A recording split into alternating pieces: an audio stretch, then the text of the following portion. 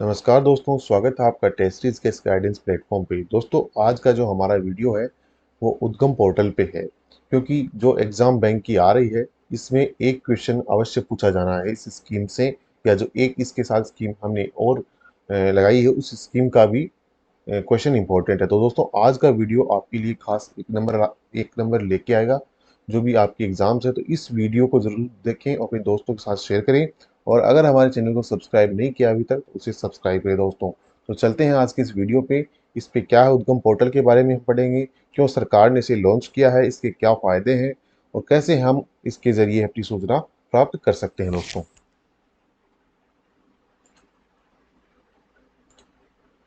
दोस्तों, उद्गम की फुल फॉर्म जो आपके सामने दी हुई है, उद्गम की फुल फॉर्म क्या है? UDGAM, जो आरबीआई ने लॉन्च किया है, unclaimed deposits gateway to access information.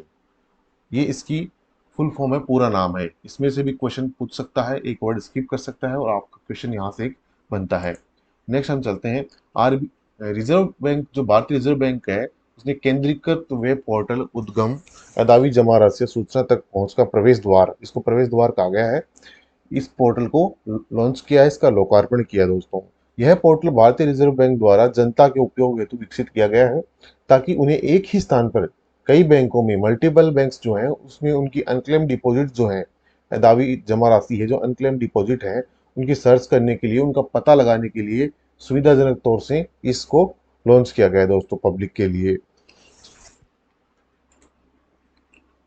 The Reserve Bank of India has launched a centralized web portal called Udgam, which allows people to search for their unclaimed deposits across multiple banks। मतलब जो अलग अलग बैंकों के लिए है, जो अलग अलग बैंकों में जो जमा राशि है, अनक्लेम्ड जमा राशि है, जिनका वो क्लेम नहीं हुआ है, उनके लिए ये पोर्टल लॉन्च किया गया है। The RBI said that through the new portal users will be able to identify their unclaimed deposits or accounts and then either claim the deposit amount or make their deposit accounts operative again।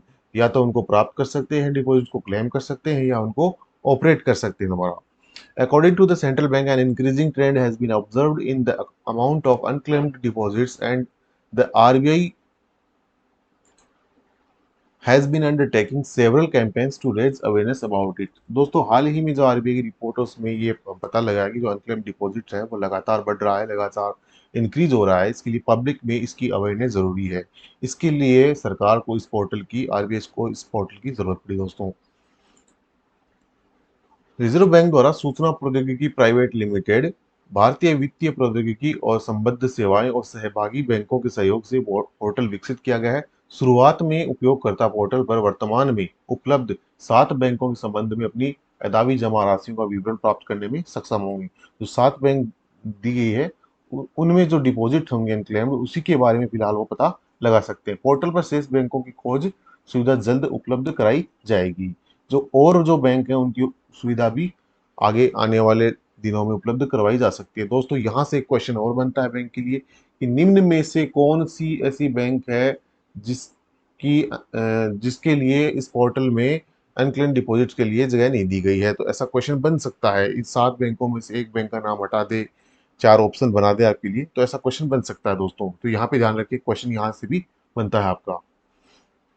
तो ये है हमारी उद्गम portal की जो सूचना थी आपके सामने वो। अब दोस्तों, इसके साथ ही एक चीज और है, एक स्कीम और है, वो हम पढ़ेंगे, deaf account.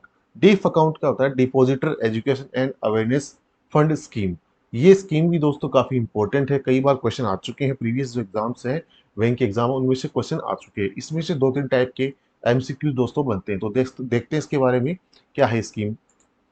Depository Education and Awareness Fund scheme was established in 2014 and was inserted in the Banking Regulation Act 1949, empowering the central bank। ये बीआर एक्ट 1949 के अंतर्गत आता है दोस्तों। 2014 में इसको स्टैब्लिश किया गया। All banks are required to transfer money lying in accounts that have been inoperative for at least 10 years. कम से कम 10 साल के जो इनऑपरेटिव है, to be DEAF according to specific guideline. जो आरबीआई गाइडलाइंस है उनके द्वारा, जो कम से कम 10 साल तक उनके कोई डिपॉजिट क्लेम नहीं हुआ है, इनऑपरेटिव है, वो इस अकाउंट में ट्रांसफर की जाएंगी। As per the latest announcement, bank have to list out inoperative accounts every month and transfer fund lying in these accounts along with interest accrued by the end of each month।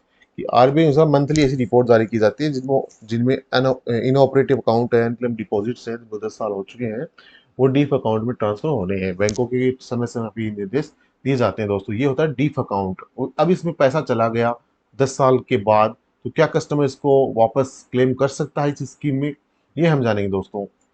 तो इसमें refund from DEAF, अब refund कैसे, the depositor would however be entitled to claim from the bank his deposit और operate his account after the expiry of 10 years even after the unclaimed deposit have been transfer to DEAF. 10 साल के बाद customer चाहे तो इसको claim कर सकता है दोस्तों, या ऑपरेट कंडीशन में ला सकता है। क्लेम अगर करेगा तो उसको पूरा जो डिपॉजिट है उसका वापस मिलेगा।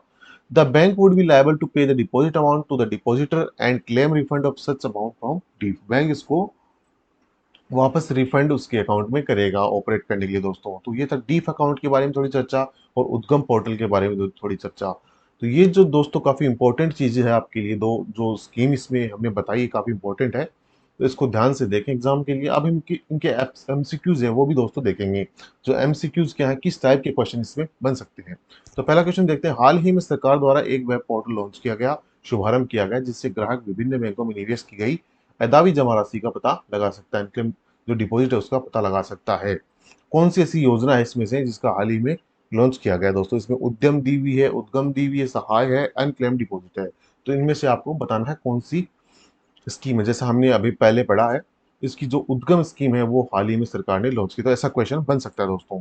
नेक्स्ट क्वेश्चन हम देखें। हाल ही में सरकार द्वारा वेब पोर्टल का शुभारंभ किया गया, जिसमें ग्राहक विभिन्न बैंक में जमा की गई राशि का पता लगा सकता है। तो इसमें जो फुल फॉर्म है उसमें पहला वर्ड स्किप किया गया है दोस्तों।